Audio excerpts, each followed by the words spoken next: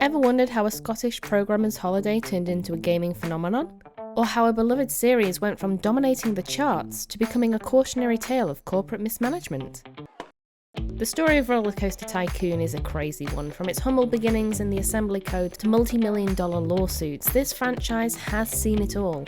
So let's take a closer look at how industry shifts, legal battles, and controversial business decisions shaped the fate of this once revered series.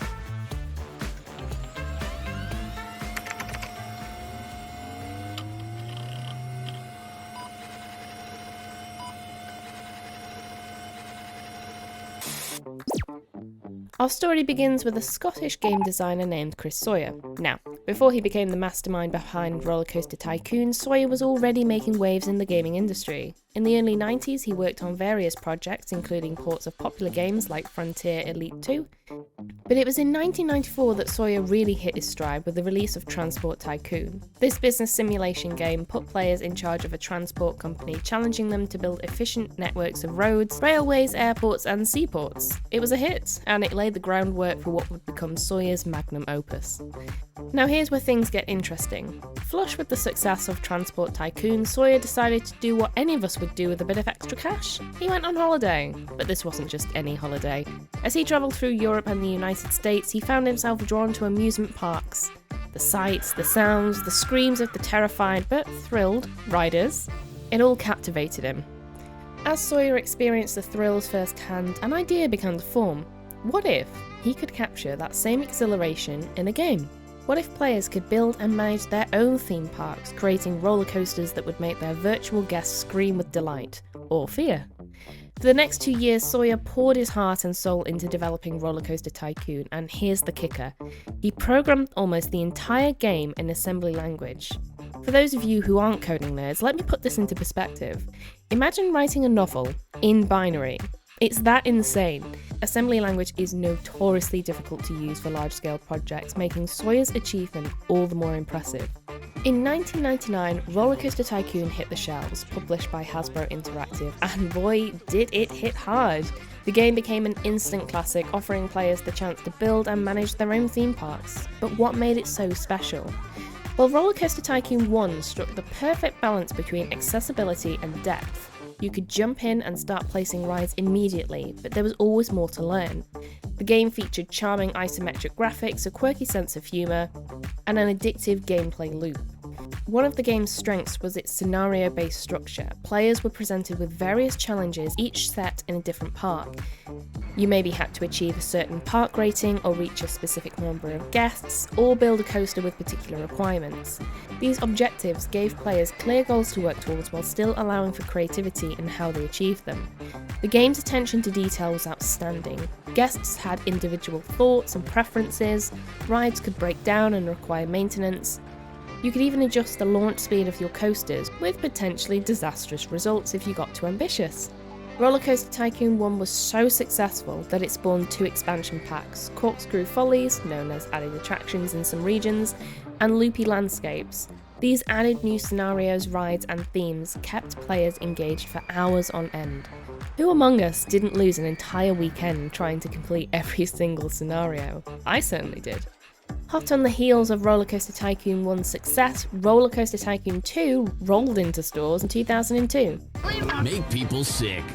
Published by Infogames, which was part of Atari, the game built upon everything that made the original great while adding new features and improvements.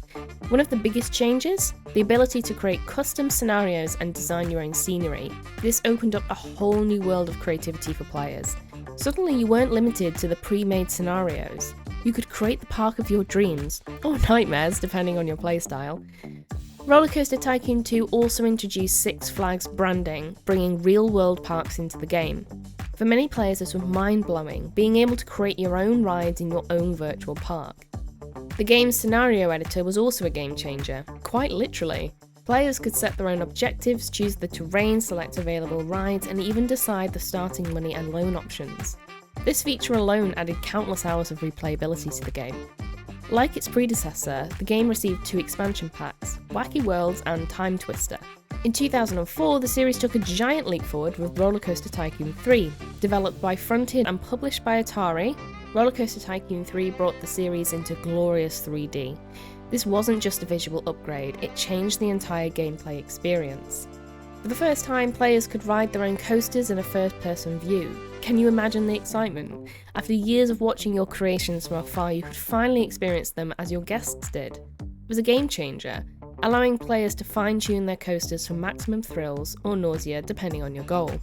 RollerCoaster Tycoon 3 also introduced a fully controllable 3D camera, giving players unprecedented freedom in how they viewed and built their parks. You could zoom in and see individual guests' expressions, or zoom out for a bird's eye view of your entire creation. But the innovations didn't stop there.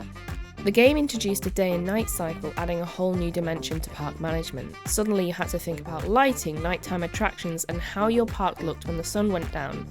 And let's not forget the fireworks. Players could create custom firework displays, adding that extra touch of magic to their virtual parks. And that's not all. The game also brought new elements to the table. Guests now arrived in groups like families or friends and would stay together in the park. Teenagers would cause trouble at night, adding an extra management challenge.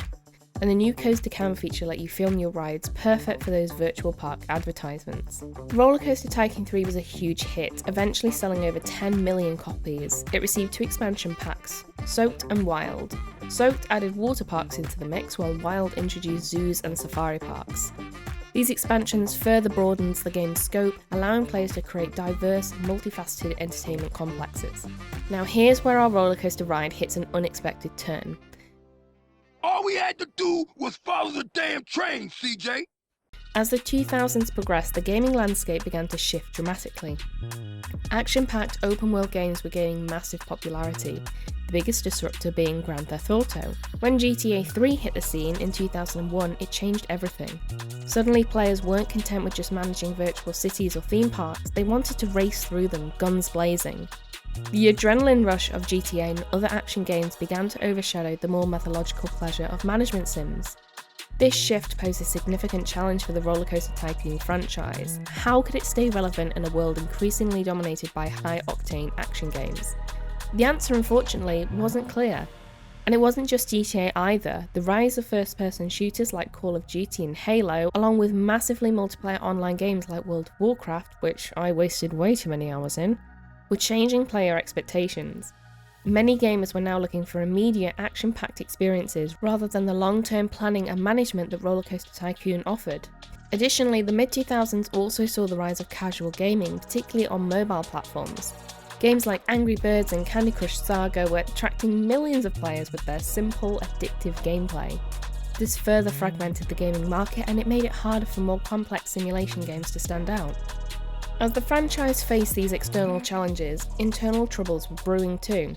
Atari, who had published RollerCoaster Tycoon 3, acquired the rights for the franchise, but this transition wasn't exactly smooth sailing. In 2005, Chris Sawyer sued Atari for $4.8 million in unpaid royalties.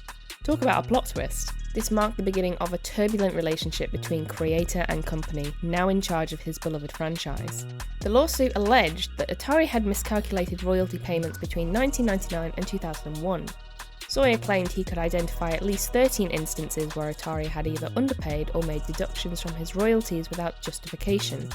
The case was eventually settled out of court in 2008, but it left a sour taste in many fans' mouths.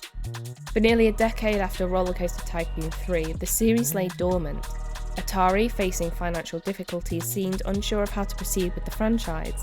But as this company struggled to stay afloat, they began looking for ways to capitalise on their existing properties.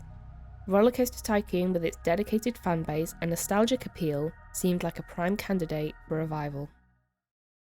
Atari's attempts to breathe new life into the franchise were, well, let's just say they were about as successful as trying to build a roller coaster underwater. In 2012, they released RollerCoaster Tycoon 3D for the Nintendo 3DS. Sounds exciting, right? A beloved PC game making the jump to a popular handheld console? What could go wrong? Well, as it turns out, quite a lot. The company stripped away much of what made the series great. Gone was the deep customization and sandbox gameplay. Instead, players were forced to a linear mode with a chatty old janitor. The game also introduced arbitrary limits of how much you can build, a far cry from the freedom of earlier titles.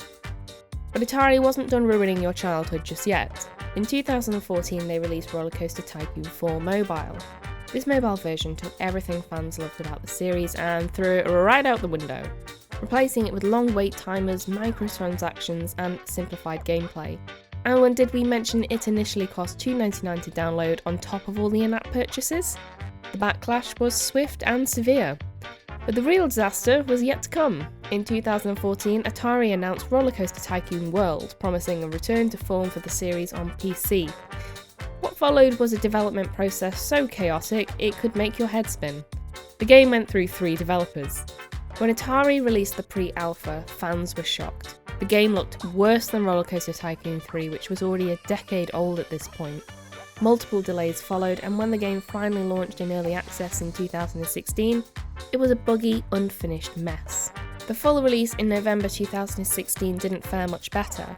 RollerCoaster Tycoon World was universally panned, with critics and fans alike calling it one of the worst games of the year. It was a far cry from the beloved series that had once captivated millions of players. As if that wasn't enough, Atari then tried to crowdfund a Nintendo Switch version of the game in 2018. The campaign was controversial to say the least. Atari asked for a minimum investment of $250, with rewards that, well, let's just say they were less than impressive. For $750 you'd get a 25% discount on the game. For $1,500 you'd get a $20 book. Many viewed the campaign as exploitive and potentially misleading. The resulting game, released in December 2018, was little more than a port of RollerCoaster Tycoon Touch, a mobile game. It was a far cry from the deep, engaging simulation that fans had been hoping for.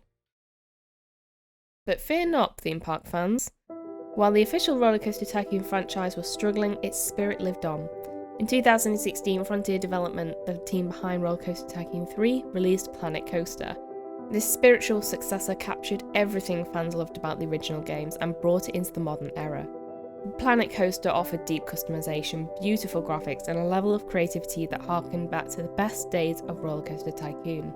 Players could design intricate coasters, create detailed scenery, and manage every aspect of their park. It proved that there was still a huge appetite for theme park management games, when done right. The game's success showed that the decline of RollerCoaster Tycoon wasn't due to lack of interest in the genre.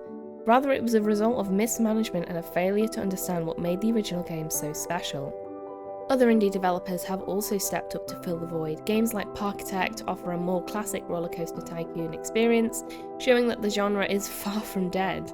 These games have found success by focusing on what made it great in the first place: deep management mechanics, creative freedom, and that special blend of challenge and whimsy. The troubles for RollerCoaster Tycoon franchise weren't over yet. In 2016, Frontier Development sued Atari for $2.2 million in unpaid royalties from RollerCoaster Tycoon 3.